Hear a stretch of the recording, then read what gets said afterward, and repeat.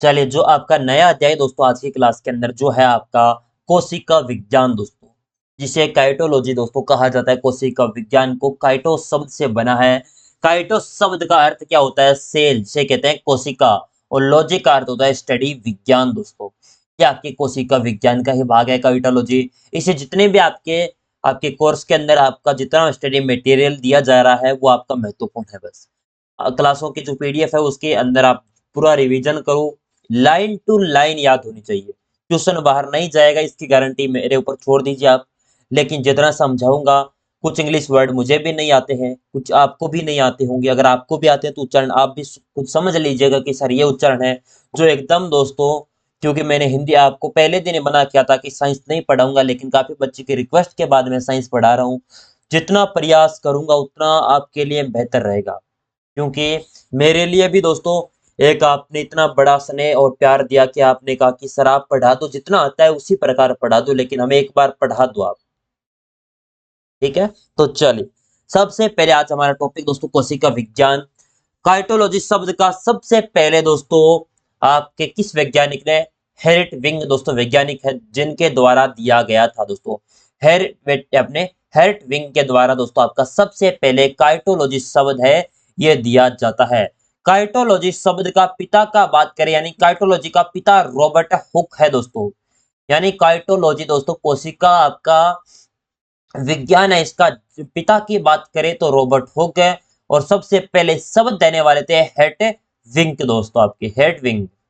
कोशिका अनुवांशिकी यानी अपने काइटोजेनेटिक्स दोस्तों, इनके बारे में अनुवांशिकी वह शाखा जो कोशिका नाभिक के भीतर डीएनए की संरचना का अध्ययन करती है। ये कोशिका जीव विज्ञान सेल बायोलॉजी का ही एक हिस्सा होता है, जो इस बात से संबंधित कि गुणसूत्र कोशिका के बाहर कैसे संबंध रखता है, इसके बारे में कोशिका अनुवांशिकी से संबंधित हो जाएगा।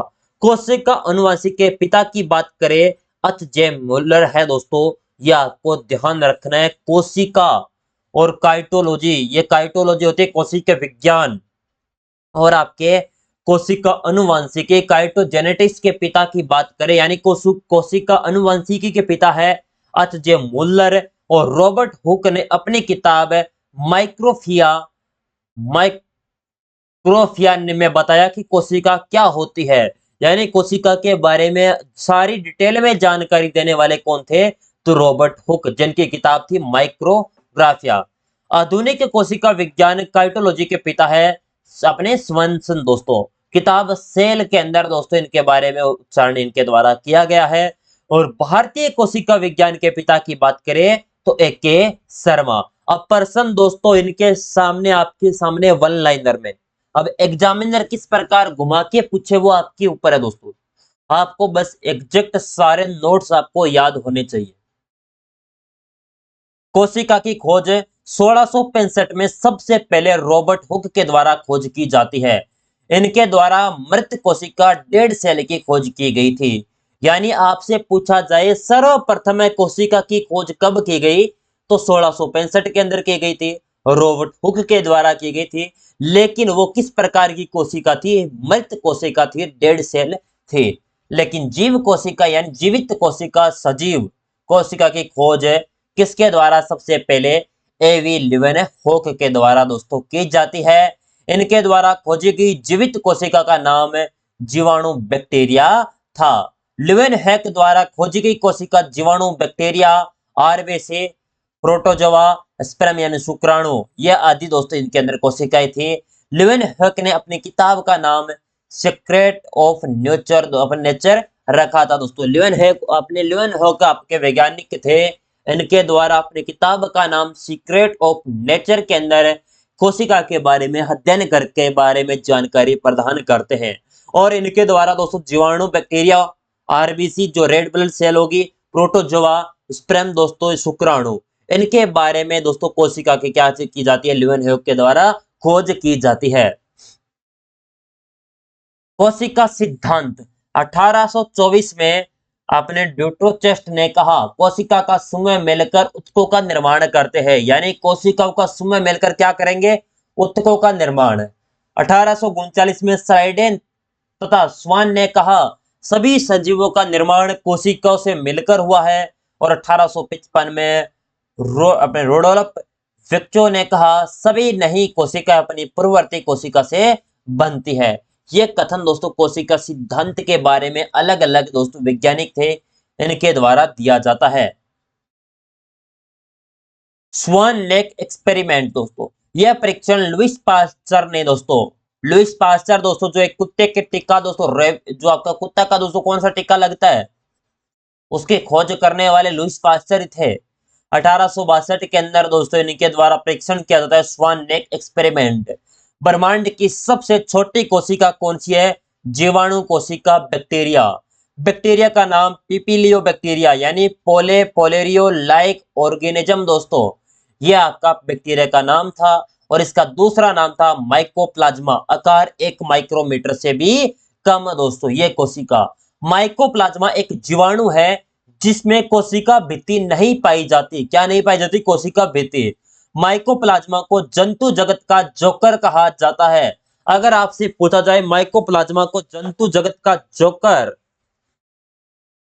कौन सा? माइकोप्लाज्मा, क्योंकि इसका आकार निश्चित नहीं होता। ब्रह्मांड की सबसे छोटी कोशिका दोस्तों आपके शुतुरमुर्ग के अंडे के अंदर क्या पाई जाती है? शुतुरमुर्ग का जो अंडा होता है जिसका आकार होता है 130 mm से 170 mm दोस्तों। और माइकोप्लाज्मा का दूसरा नाम है अपने मॉलिक्यूल लाइक ऑर्गेनिज्म दोस्तों, यह आपका माइकोप्लाज्मा का दूसरा नाम। ये आपके स्वान एक्सपेरिमेंट की सारी जो आपकी चीजें हैं वो आपके सामने है। लिखो आप सभी नोट्स। आप अगर आप हाथ से बना सकते हो साथ साथ में चल के, दोस्तों इसकी तो कोई बात ही नहीं है, क्योंकि जब साथ साथ में नोट्स बनाते हो तो दोस्तों सारी चीजें क्या हो जाती है? याद हो जाती है।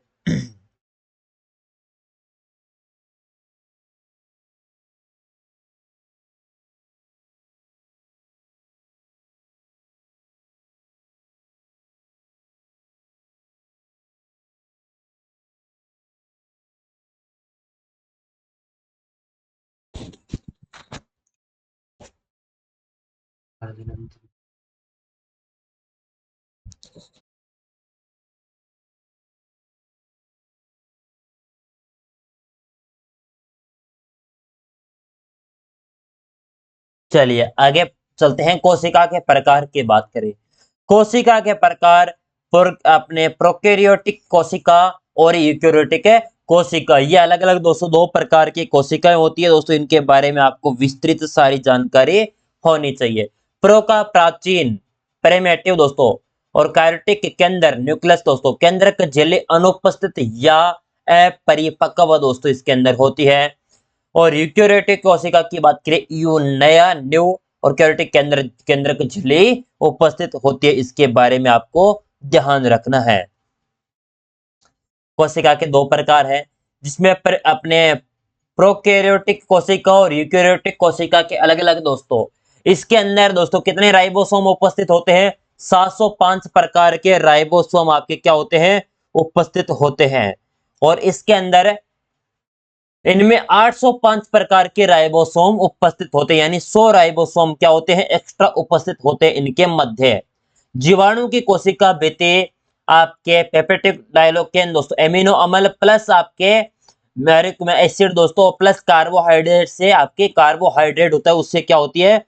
बनी होती है। और इनमें कोशिकीय श्वसन आपके मेसोकॉम्स दोस्तों होते हैं।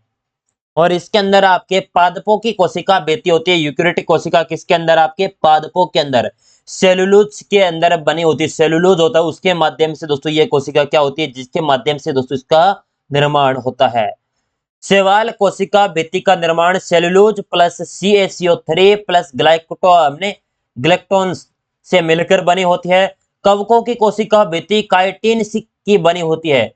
जंतुओं में कोशिका भित्ति नहीं पाई जाती है। और इनमें कोशिकीय श्वसन आपके श्वसन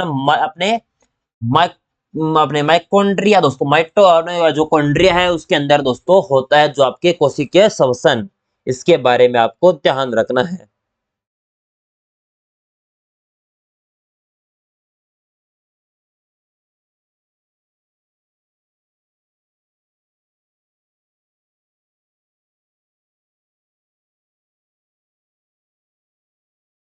आगे बात करें, कोशिका के आधार पर सभी सजीवों को दो भागों में विभाजित किया गया है। दो भागों की बात करें, कौन कौन से दो भाग हैं? एक कोशिकीय जीव और बहुकोशिकीय जीव।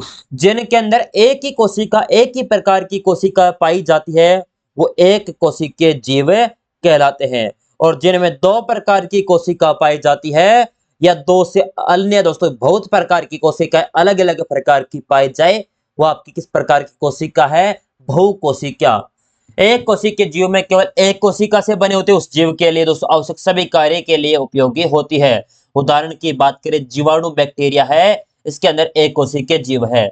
बहुकोशिकीय जीव की बात करें, यह जीव बहुत सी अलग अलग कोशिकाओं से मिलकर बने होते हैं, जैसे पादप, जंतु, कवक, शैवाल, ये अलग अलग कोशिकाओं के माध्यम से बने होते हैं। कोशिकांग सेल दोस्तों, कोशिकांग तीन प्रकार के होते हैं। बिना झिल्ली वाले कोशिकांग, बिना झिल्ली वाले कोशिकांग की बात करें, उदाहरण में राइबोसोम, सूक्ष्म नलिकाएं, अपने सेंट्रोम्स दोस्तों सम। एकल कोशिका वाले कोशिकांग की बात करें, एक दोस्तों अपने गोली बॉडी, अंतःप्लाज्मिक जालिका और रक्तधानी लाइबोसोम। और दोहरी झिल्ली युक्त कोशिका की बात करें, माइटोकॉन्ड्रिया, हरित लवक और केंद्रक। इनके अंदर दोस्तों अलग अलग दोहरी झिल्ली युक्त कोशिकाएं पाई जाती है, एकल झिल्ली वाले और बिना झिल्ली वाले दोस्तों। ये तीनों प्रकार की कोशिकाएं किस किस में पाई जाती है, ये भी आपको ध्यान रखना है। किस प्रकार की आपकी झिल्ली है इनके अंदर, वो भी आपको ध्यान रखना है। कोशिका भित्ति, सर्वप्रथम कोशिका भित्ति की खोज रॉबर्ट हुक के द्वारा दोस्तों की जाती है। सेल वॉल की खोज किसके द्वारा की जाती है? आपके रॉबर्ट हुक। कोशिका के बाहरी आवरण को कोशिका भित्ति कहा जाता है, तो यह कोशिका को आकार तथा अपने जो आकार दोस्तों, यहां पर आकार तथा सुरक्षा प्रदान करती है। कोशिका भित्ति के निम्न पाई जाती है। अलग अलग प्रकार की कोशिकाएं हैं, जिसमें जीवाणु, शैवाल, पादप, कवक, जंतु। जीवाणु की बात करें, इनकी कोशिका भित्ति दोस्तों आपके पेप्टी अपने डोगेलेन अपने जो पेप्टिडाइड गैलेक्टिन अपने गैलेक्टिन दोस्तों इनके बनी होती है। शैवाल, इनकी कोशिका भित्ति सेलुलोज अपने CSO3 प्लस गैलेक्टिन से बनी होती है। और पादप कोशिका की बात करें, यह सेलुलोज से बनी होती है। और कवक, इनकी कोशिका भित्ति काइटिन से बनी होती है। और जंतुओं के अंदर कोशिका भित्ति नहीं पाई जाती दोस्तों। जीवाणु में किससे बनी होती है? शैवाल में, पादप से, कवक के अंदर और जंतु के अंदर किस प्रकार की कोशिकाएं है, इनके बारे में। कोशिका झिल्ली, सेल अपने इनके बारे में दोस्तों अपने मेम्ब्रेन। दूसरा नाम है प्लाज्मा झिल्ली, प्लाज्मा लेमा। पादप कोशिका के बाहरी झिल्ली को कोशिका झिल्ली तथा आंतरिक झिल्ली को प्लाज्मा झिल्ली कहा जाता है। जंतु कोशिका में केवल एक आवरण जिसे कोशिका झिल्ली कहा जाता है। कोशिका झिल्ली का निर्माण अपने फोसोलिपिड्स से होता है। कोशिका झिल्ली द्विपरंती संरचना होती है। जंतु कोशिका को प्लाज्मा लेमा में लिपिड्स 52%, प्रोटीन 40%, कार्बोहाइड्रेट्स और 8% दोस्तों बी आपके। और प्लाज्मा लेमा की मोटी 75 एक्स्ट्रम 7.5 नैनोमीटर होती है। इनकी खोज ग्रिंडल नामक वैज्ञानिक था, जिनके द्वारा आरबीसी कोशिका पर की खोज की जाती है दोस्तों। आपकी कोशिका झिल्ली के अंदर जो आपका प्लाज्मा लेमा की अपने इसके अंदर प्लाज्मा झिल्ली सबसे पहले दो वैज्ञानिक के द्वारा दिया जाता है। प्लाज्मा लेमा अपने कोशिका कला जेके पोलो और पेफर के द्वारा दोस्तों दिया गया। कार्य, इसका कार्य कोशिका के से बाहर जाने वाले तथा कोशिका के अंदर आने वाले अपने अणुओं पर नियंत्रण करना दोस्तों, ये आपके प्रमुख कार्य है। अब आपका केंद्रक, केंद्रक दोस्तों आपका यह है, यह आपका दोस्तों केंद्रक झिल्ली है। ये धागे के समान क्रोमेटिन धागे होते हैं। केंद्रक दोस्तों खोज रॉबर्ट ब्राउन के द्वारा की जाती है। केंद्रक की खोज की बात करें तो रॉबर्ट ब्राउन, केंद्रक शब्द रॉबर्ट ब्राउन के द्वारा दिया गया था। केंद्रक सबसे पहले ओरेटेड जो पादप है उनकी जड़ों के अंदर पाया खोजा गया था। केंद्रक किसी भी कोशिका के सबसे बड़ा कोशिकांग होता है। कोई भी कोशिका की बात करें उसके अंदर सबसे बड़ा कोशिकांग कौन सा है? केंद्रक। केंद्रक को कोशिका के दिमाग के नाम से भी जाना जाता है। केंद्रक का अध्ययन दोस्तों अपने कैरियोलॉजी कहलाता है। जो कोशिका का अध्ययन करने वाला दोस्तों क्या होता है? कैरियोलॉजी। इंसानों में आरबीसी के बिना दिमाग वाली कोशिका कहा जाता है दोस्तों। इंसानों में आरबीसी को बिना दिमाग वाली कोशिका कहा जाता है, रेड ब्लड सेल को। पादप में शारीरिक कोशिका को बिना दिमाग वाली कोशिका कहा जाता है, क्योंकि इसमें दोस्तों केंद्रक क्या नहीं होते? अनुपस्थित होते हैं। इनमें केंद्रक नहीं पाए जाते। मानव के अंदर दोस्तों आरबीसी के अंदर, और पादपों में शारीरिक कोशिका जिसके अंदर नहीं पाया जाता। केंद्रक के कुल 4 भाग होते हैं। केंद्रक झिल्ली का निर्माण दोस्तों आपके लाइपोप्रोटीन से मिलकर हो बनी होती है। केंद्रक झिल्ली यूकेरियोटिक कोशिका के अंदर पाई जाती है। अगला बात करें न्यूक्लियोप्लाज्म दोस्तों। कोशिका केंद्र के द्रव पदार्थ को अपने न्यूक्लियोप्लाज्म कहा जाता है। केंद्रक कोशिका केंद्रिका का रंग बैंगनी होता है। यह कोशिका विभाजन के समय दिखाई देती है, केंद्रिका। और क्रोमेटिन की बात करें, केंद्रक में स्थित धागेनुमा संरचना क्रोमेटिन कहा जाता है दोस्तों। आपका क्रोमेटिन हमने देखा था ना, ये आपके धागेनुमा संरचना, ये आपकी ऐसे अम्लों को जो केंद्र के अंदर मौजूद होते हैं, जो न्यूक्लिक अम्ल कहते हैं। न्यूक्लिक अम्ल की खोज दोस्तों फ्रेडरिक अपने मिस्र ने की थी। न्यूक्लिक अम्ल की बात करें, डीएनए तथा आरएनए के रूप में इसके अंदर पाए जाते हैं।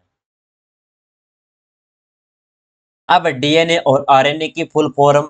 डीएनए डी अपने डीऑक्सीराइबोन्यूक्लिक एसिड दोस्तों आपके, और आरएनए री अपने न्यूक्लिक अम्ल एसिड दोस्तों आपका अम्ल हो जाएगा दोस्तों। इसमें खोजकर्ता फ्रेडरिक मैसेंजर के द्वारा दोस्तों डीएनए की खोज की जाती है, और आरएनए की फ्रेडरिक मैसेंजर दोस्तों दोनों में एक ही है। डीएनए का मॉडल वोस्टन तथा क्रिक द्वारा दिया गया था, और डीएनए का मॉडल दोस्तों सॉरी आरएनए, यहाँ पर आरएनए का मॉडल दोस्तों फ्रेडरिक मैसेंजर ने दिया था।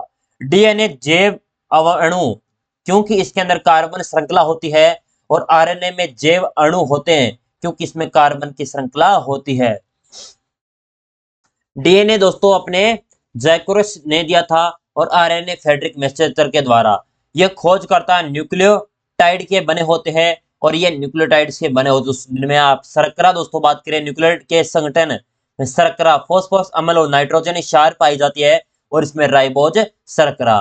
और इनमें दोस्तों 2 पेंटोस राइबोस शर्करा होती है, और इनकी संरचना एकल कुंडलित होती है। इनकी संरचना द्विव कुंडलित होती है। इनमें बस आपको डीएनए और आरएनए की खोज करता बस याद रखना, और एक्स्ट्रा चीजें आपको नहीं पढ़नी।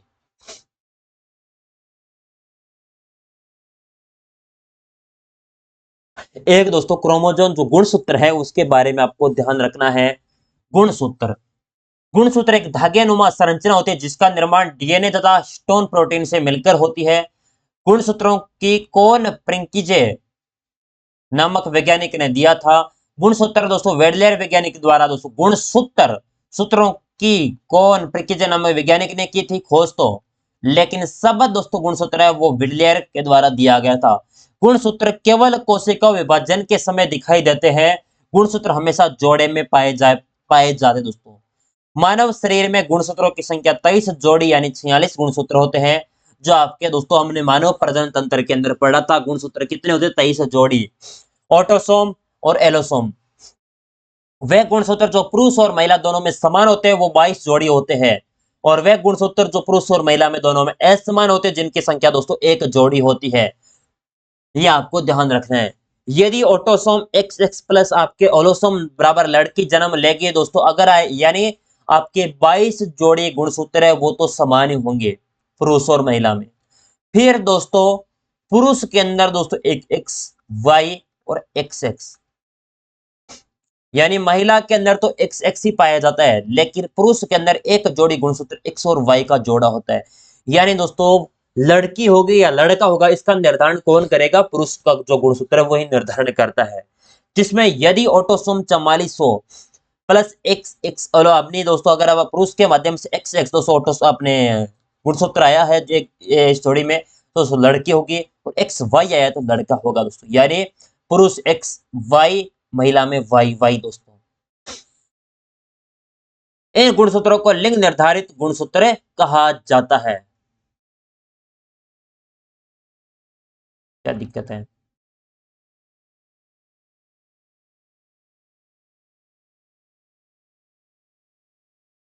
विभिन्न प्रजातियों में गुणसूत्र की संख्या याद रखनी है। मानव में 46, चिंपैंजी में 48, कुत्ता में 78, बिल्ली में 38, मेंढक में 26, मच्छर में 6, मटर में 14 और हाथी में 56।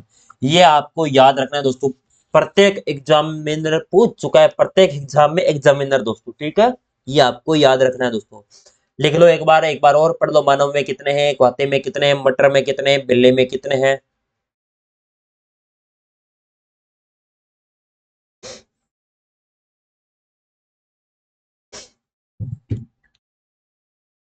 जीन, जीन का अध्ययन आनुवंशिकी कहलाता है। जीन की खोज जॉनसन द्वारा दोस्तों की गई थी।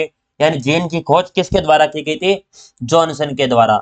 जीन का कार्य एक पीढ़ी से दूसरी पीढ़ी में आनुवंशिकी लक्षणों को लेकर जाना।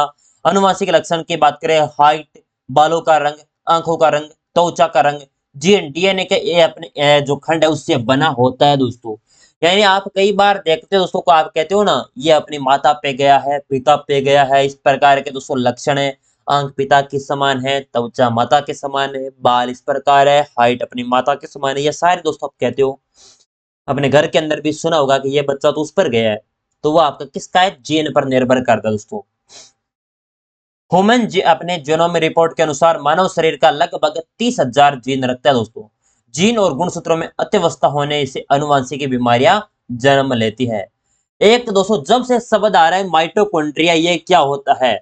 इसका कोशिका का ऊर्जा घर, powerhouse of the cell दोस्तों कहा जाता है।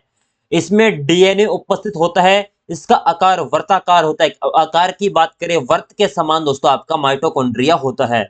माइटोकॉन्ड्रिया अर्ध स्वायत्त होता है क्योंकि इसमें 70 से 80% अपना काम खुद ही कर लेता है, बिजली खुद ही बना लेगा दोस्तों, किसी और पे निर्भर नहीं है। इसमें आरएनए उपस्थित होता है दोस्तों। माइटोकॉन्ड्रिया प्रथम उदित कोशिकांग है। माइटोकॉन्ड्रिया प्रोकैरियोटिक कोशिका में अनुपस्थित जबकि यूकेरियोटिक कोशिका में अनुपस्थित होता है।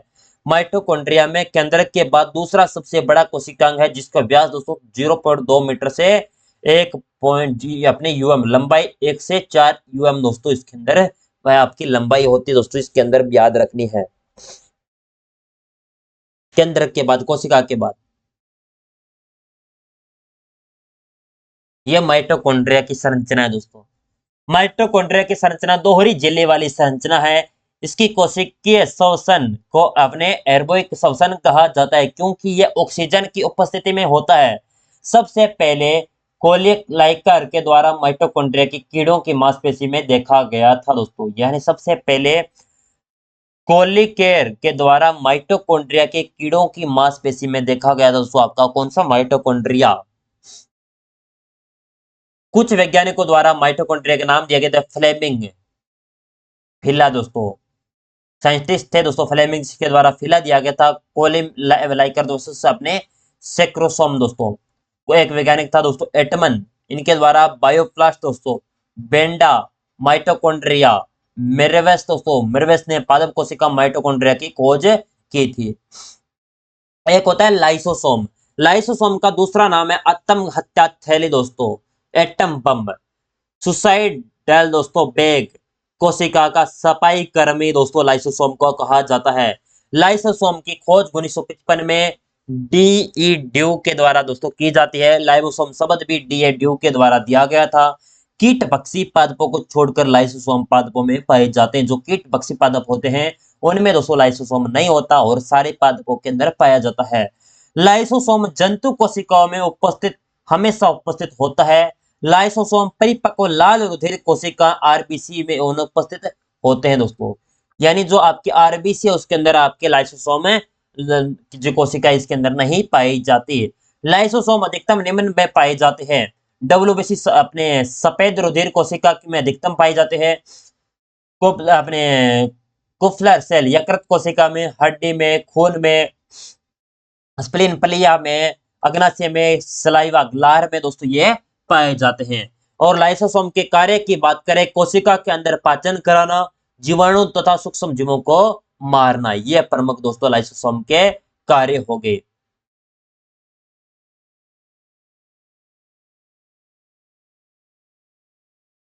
एक इसमें राइबोसोम।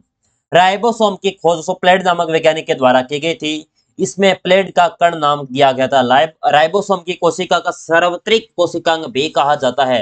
राइबोसोम को अपने प्रोकैरियोटिक तथा यूकैरियोटिक कोशिका दोनों प्रकार की कोशिका में पाया जाता है।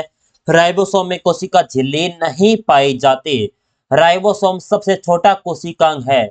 स्तनधारियों की कोशिका में 10 मिलियन राइबोसोम पाए जाते हैं। ई कोली नामक जीवाणु में कुल 10,000 राइबोसोम पाए जाते हैं। राइबोसोम का कार्य प्रोटीन संश्लेषण।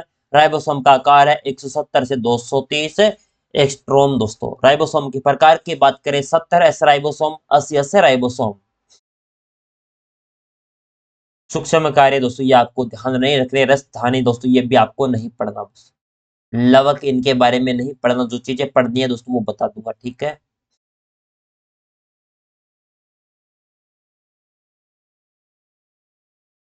ठीक है, इतनी चीजें आपको पढ़नी है जो आपके कोशिका के अंदर है बेटा, ठीक है।